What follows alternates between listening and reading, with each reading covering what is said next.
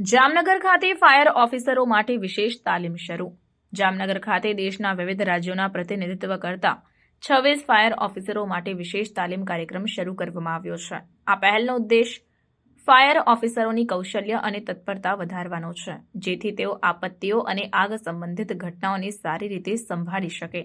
તાલીમ કાર્યક્રમમાં અદ્યતન આગ બુઝાવવાની તકનીકો, આપત્તિ વ્યવસ્થાપન અને સુરક્ષા પ્રોટોકોલનો સમાવેશ થાય છે. અધિકારીઓને સિદ્ધાંતાત્મક જ્ઞાન અને પ્રાયોગિક અભ્યાસનો સમાવેશ કરતો કઠોર તાલીમ સત્રોનો સામનો કરવો પડશે. આ વ્યાપક અભિગમ તેમને વાસ્તવિક પરિસ્થિતિઓને સંભાળવા માટે સારી રીતે સજ્જ બનાવે છે.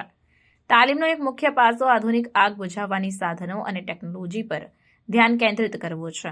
અધિકારીઓને તાજેતરના સાધનો અને તકનીકોનો ઉપયોગ કરવા માટે તાલીમ આપવામાં આવશે, જે જટિલ આગના દ્રશ્યોને સંભાળવામાં મહત્વપૂર્ણ છે. ઉપરાંત કાર્યક્રમમાં ફાયર ઓફિસરો વચ્ચે ટીમવર્ક અને સંકલનના મહત્વ પર ભાર મૂકવામાં આવ્યો છે, જે અસરકારક આપત્તિ પ્રતિસાદ માટે આવશ્યક છે.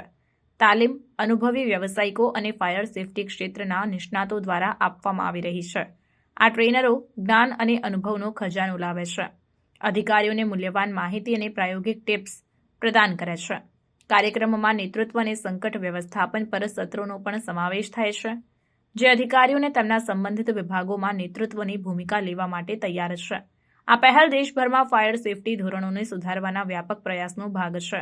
ફાયર ઓફિસરોની કૌશલ્ય વધારવાથી કાર્યક્રમનો ઉદ્દેશ આગ સંબંધિત ઘટનાઓના જોખમને ઘટાડવાનો અને સમુદાયોની સુરક્ષા સુનિશ્ચિત કરવાનો છે.